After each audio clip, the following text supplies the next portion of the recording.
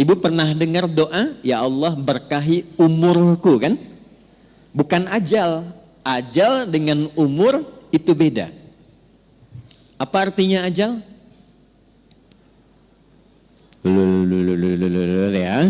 Nah, waktu kita terbatas. Kita ambil ilmu sahabat saja dengan cepat. Kalau belum tahu, katakan wallahu a'lam. Baik. Apa artinya ajal?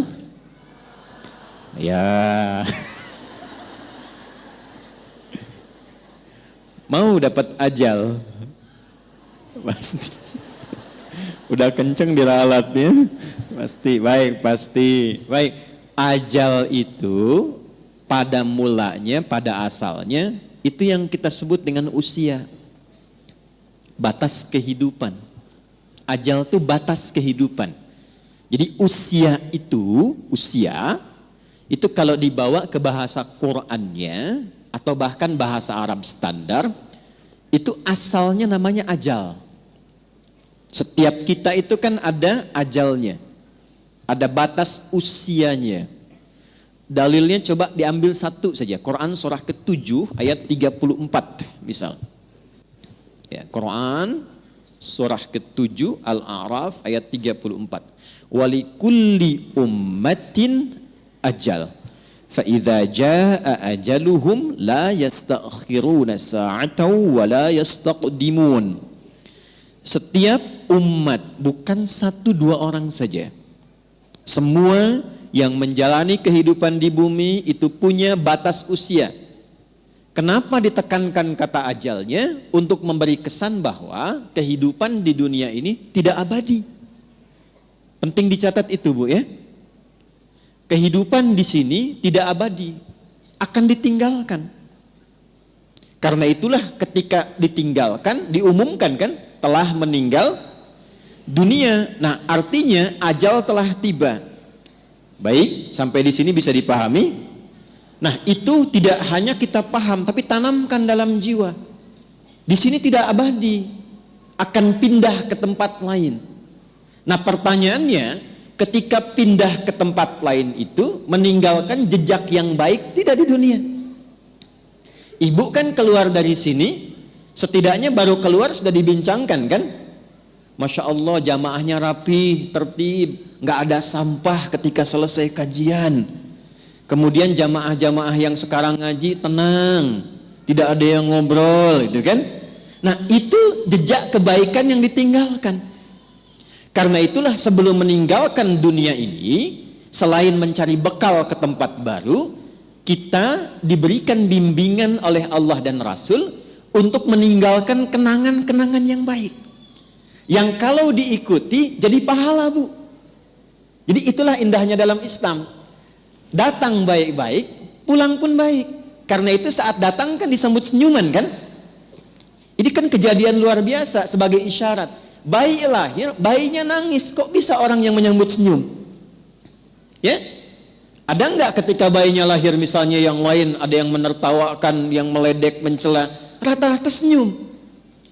Tapi ketika meninggalkan dibalik, kita yang tersenyum, orang yang menangis. Kenapa? Karena kita bahagia meninggalkan jejak-jejak kebaikan. Dan orang merasakan sedih karena kehilangan kebaikan itu yang dirasakan saat sedang dibersamai oleh orang baik itu. Nah, cara mengisi ajal supaya baik itu yang disebut dengan umur namanya. Jadi umur asalnya bukan usia artinya. Hanya diambil makna umum menjadi usia untuk memberikan kesan kepada kita selama menempuh usia itu isi dengan umur. Contoh begini. Ibu kalau ada yang tanya, umurnya berapa? Saya paham rata-rata 17 tahun ke atas. Ya, ada yang atas, kan? Ada yang atas, ada yang memang demikian. Tapi ketika kata umur itu muncul, itu maknanya 3. Nanti kita akan tarik ke kaidah dari Sayyidah Khadijah. 1, al-umur bimakna mengandung arti segala yang bermanfaat. Saya pakai kacamata nggak apa-apa Ibu ya. Ya, untuk jelas menulis. Biasanya saya kalau menghadap jamaah ibu-ibu saya lepas kacamata. Ya. Walaupun saya sudah berdoa kepada Allah dan sudah menanamkan pada diri saya, hanya istri saya yang paling cantik. Itu sudah doa saya yang paling utama. Ini live nggak? Tenang bun ya, aman insya Allah. Iya. Dan saya memohon kepada Allah demikian. Ya Allah, jadikan siapapun yang aku pandang tetap istriku yang paling mulia. Dan jangan pernah tanamkan pada jiwaku keberpalingan dari istriku dan ketertarikan selain apa yang istriku ridhai. Jadi ibu jangan berharap banyak kepada saya. Ya.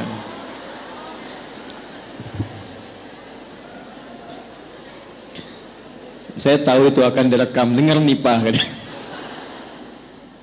Ya sini, balik sini. Oke. Sampai mana tadi kita itu umur? Insya Allah ingat. Segala yang bermanfaat. Ya. Baik. Ini saya buka kaidah umumnya dulu untuk menunjukkan kesan di akhir nanti betapa Sayyidah Khadijah memahami ini. Lalu kita tarik kemudian praktek dalam kehidupan beliau, poinnya apa, itu yang kita simpulkan nanti dan dibawa pulang. Singkatnya, selama hidup, kalau ingin dikenang, punya nilai kebaikan bahkan sampai masuk ke alam kuburnya, tapi nama dan kisahnya tetap harum, maka buatlah dan rencanakan semua aktivitas yang punya nilai manfaat. Melihatlah dengan yang baik saja. Bila yang dilihat tidak bermanfaat, tak harus dilihat. Berbicara yang mengandung manfaat. Bila yang akan disampaikan sekiranya tidak bermanfaat, bahkan cenderung menyakiti, maka abaikan. Sampai ke ujung kaki. Sayyidah Khadijah radhiyallahu taala anha, saat masih ingat kita bahas sebelum beliau menikah dengan Nabi, itu memegang teguh asas yang pertama ini. Tidak pernah bicara kecuali yang bermanfaat. Tidak pernah berkegiatan bahkan dengan kawan-kawannya kecuali yang mengandung manfaat. Bahkan beliau itu punya teman-teman untuk berkumpul, Bu. Punya kalangan berkumpul.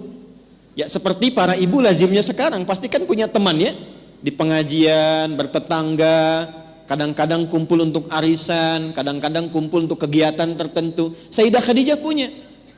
Tapi yang paling luar biasa, semua teman-teman Sayyidah Khadijah ini ketika berkumpul itu mendapatkan kemuliaan sifat dari beliau, sehingga viral di kalangan wanita-wanita Arab pada masa itu bahwa kalau ingin melihat perempuan yang bermanfaat, inilah lihat kelompoknya Sayyidah Khadijah. Dan jangan kira kita samakan dengan era sekarang, tidak. Ibu jangan lupa, dulu itu jahiliyah, di mana perempuan itu pada umumnya itu menampilkan dirinya supaya mendapatkan ketertarikan dari para lelaki, disebut dengan tabarruj namanya. Kalau pakai emas itu nggak tanggung-tanggung, misalnya 1,5 kilo tempel di kaki kanan dan kiri, supaya kalau jalan bunyi cek gitu kan, ada yang lihat. Pakai pakaian terbuka, ya. Jadi kalau dilihat kondisi sosial pada masa itu, secara antropologisnya, secara budayanya, itu rata-rata perempuan, mohon maaf sekali, memang sangat terbuka keadaannya dan kurang menjaga diri. Tapi kalau sudah melihat Sayyidah Khadijah dan teman-teman beliau, itu semua hormat. Nyaris tidak ada yang mau bicara di depan Sayyidah Khadijah, saking hormat dan kagumnya atas wibawa beliau. Ini semua diam. Dan saat ada orang yang usil pun pada Sayyidah Khadijah, itu teman-temannya, ini sebelum menikah dengan Nabi, itu teman-teman sekitarannya itu langsung melindunginya. Berbuat sesuatu yang Allah telah tetapkan itu, jika kita menjalaninya dengan istiqamah dan dilakukan karena Allah, maka Allah yang menggerakkan hamba sekitarannya untuk menjaga hamba dimaksud. Jadi kalau dari sekarang ibu menjadikan semua aktivitas usia itu untuk menaati Allah, ya tidak harus dalam konteks sholat saja. Bukan hanya sholat, bukan hanya baca Quran. Saya ingin mengisi sisa hidup saya untuk menaati Allah. Mulai sekarang saya akan gunakan pandangan pada yang Allah sukai saja. Saya akan gunakan pendengaran pada yang Allah sukai. Saya akan gunakan lisan pada yang Allah sukai. Kata Allah, jangan gibah. Saya tahan gibah. Saya tidak, Ustaz. Bagus. Tidak seperti ibu itu tuh. Kalau bicara masih berarti. Tahan. Itu kalau bisa dilakukan, Allah balas, mengangkat wibawa ibu. Jadi dari segi umur itu akan dikenang, ini orangnya orang berwibawa, orang baik. Ibu kalau nggak percaya silakan. Kalau melihat orang salih, solihat, malu kan kalau berkata kotor? Coba silakan, mau berkata yang kurang baik, walaupun terbiasa bergaul di tempat yang kurang bagus, bertemu orang begini nggak mau mengeluarkan kata-kata kotor. Saya kalau ketemu preman, Bu, nggak pernah berkata-kata kotor pada saya.